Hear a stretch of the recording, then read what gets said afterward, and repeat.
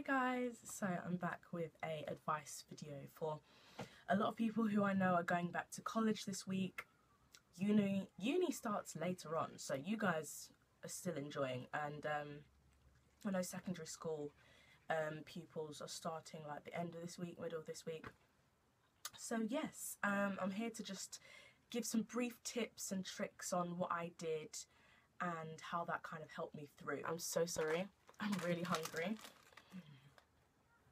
Secondary school students, I found year 11 and year 10 obviously the most challenging parts of secondary school, but every single term, sorry, that's from the last video I did, every single term, and I think every single year as well, I made goals. So I made goals on, and I wrote them in my room, and I wrote the grades I wanted in each topic, and I think it's something my dad told me to do, and I wrote the grades I wanted in each topic. So throughout the year I always had that in my head, and it was something I was working towards.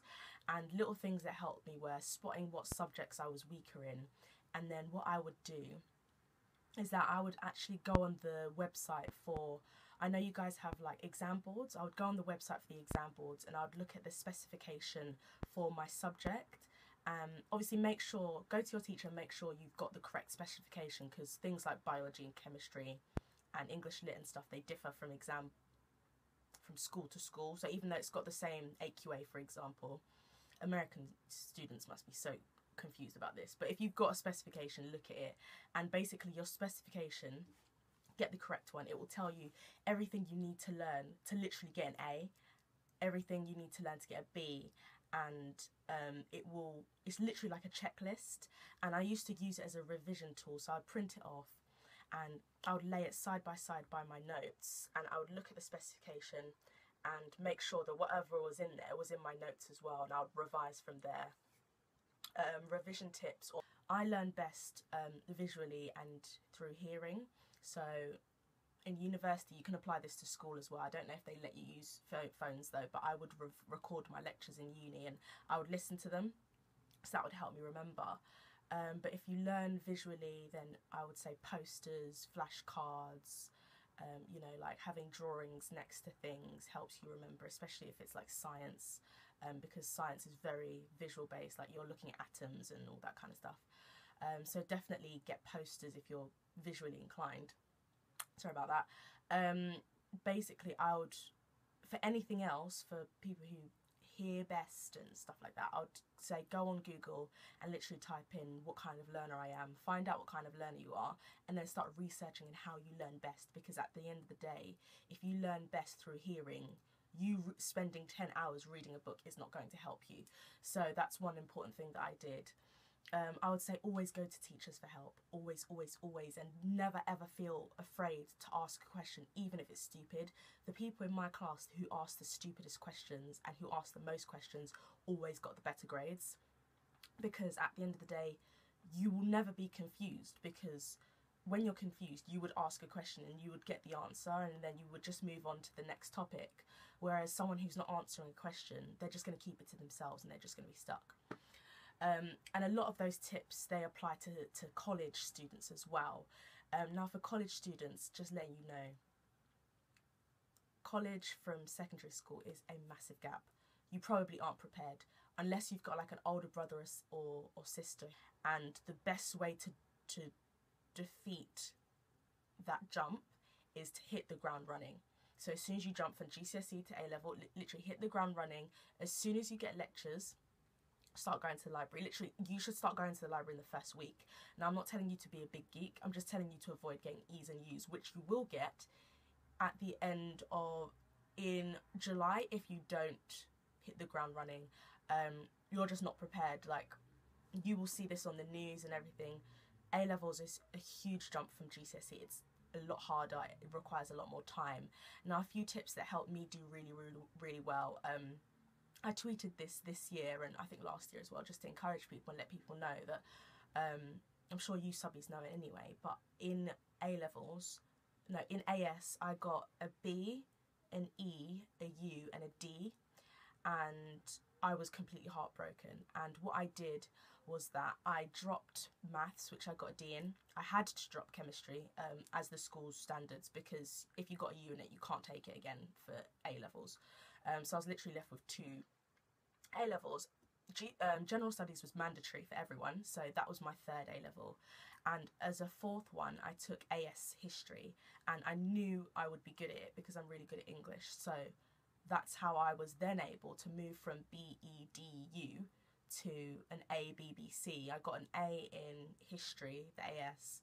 I got a B in English, a B in general studies, and a C in biology. And that C used to be an E, but I got A's and B's in all my resits, so I moved the grades up.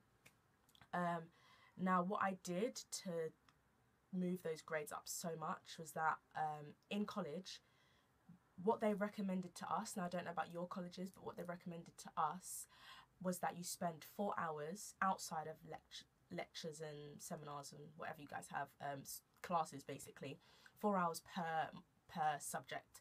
So if you've got 4 subjects like I did, that's 16 hours a week. To be honest, you should be doing a little bit more if you really want to be getting those A's or A stars, but that's 16 hours a week.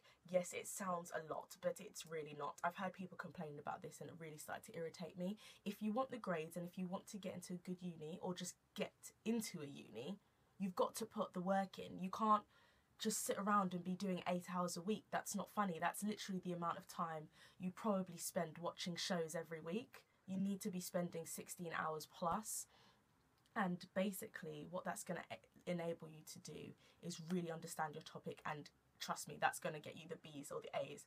And if it's not, then you need to go to your teacher, because obviously there's something that you're not understanding. But what I did was all my free periods, because I'm sure you have free periods, I spent revising. And say if you have 2 free periods every 2 days, okay, I can't do maths very well, but say if you have 2 free periods on Monday and Tuesday, and those 2 free periods are 1 hour each, that's 4 hours already. What I'm saying is, if you hit the ground running and do those 4 hours during school time, you'll have more time after school to chill and do whatever you want and see your friends and stuff.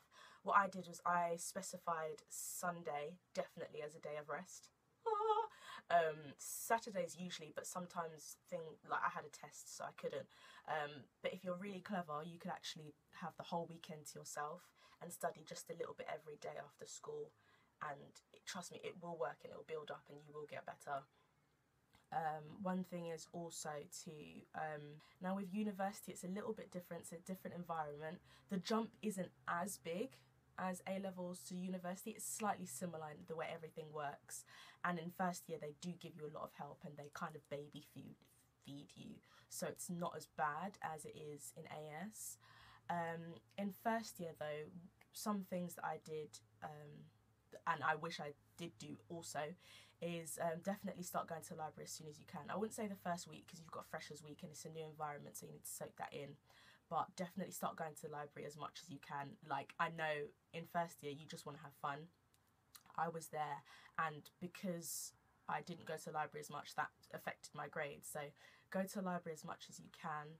There's not really a specific number of hours that I can say that you can spend on university studies, but basically I've heard someone say this, and it does make sense, that you should treat university as your 9 to 5 or your 10 to 5.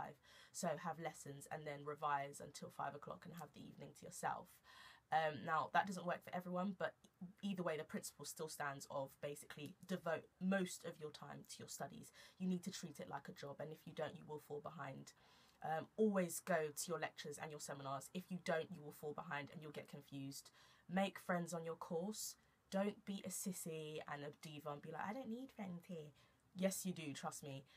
Making friends on my course helped me so much. Like, amazing people, but also you're sharing that intelligence, and it's going to help you, and it's going to bring all of your grades up. Like study groups, going to each other's houses to revise before exams. These are things that helped me that will help you too. Also going to your lecturer whenever you don't understand something. I can't stress how important this is. This will help you so much.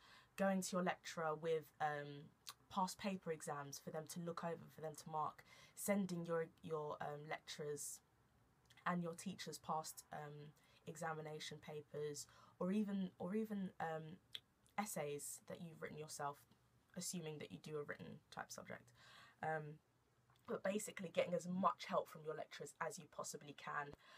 The last thing I would say is start being career motivated. You need to start thinking about what you want to do after uni, and you need to start thinking about that in first year. To be honest, the earlier the better with anything, you know, the early bird gets the worm, really. And also, if you can think about your career early on, you can start getting placements and stuff in second and third year, when most people have completely forgotten about their careers and just focusing on, I need to do my January exam. But what they don't forget is after graduation, everyone starts looking for a job. If you can get placements and work experience, even if they're day placements, just for one day, that's going to set you apart, and that's going to be building your CV at the same time that you're building your academia. Like, it's literally both of them just growing side by side, and it's, if done correctly and if done quickly, it's a beautiful thing, and it will help you. And also go to, you know, career advisors if you do have them. My university was really good at providing career help. You know, get your career advisors to look over your CV. Some people have asked me about getting a job in university. I don't think it's a bad thing. Everyone needs that extra cash, and, you know, especially luxuries are hard to come by during university. But make sure in third year that job needs to take at least not even maybe a back seat or a second seat, because all of your attention has to go on your exams. But I hope that this was really, really helpful. If I've left out anything else that, you know, you want to ask me, just let me know and comment below, and I will get back to you. I always comment back. And if you do have any more questions or queries, I'm on Twitter and Facebook as well. So I'm mostly on Twitter, so just tweet me any of your queries or questions about back to school stuff, and I'll get back to you as soon as possible. But yes, thank you so much for watching the video. Hope you liked it. If you do like the video, share it to your friends who are going back to school as well and need that extra help.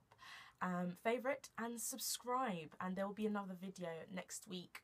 No, this week, Thursday at 10 AM, so wake up early and watch it, damn it. Thanks for watching, guys. Bye. Thanks for watching, guys. There will also be another video at 10 AM on Tuesday. Watch it. Thanks for watching, guys. Bye.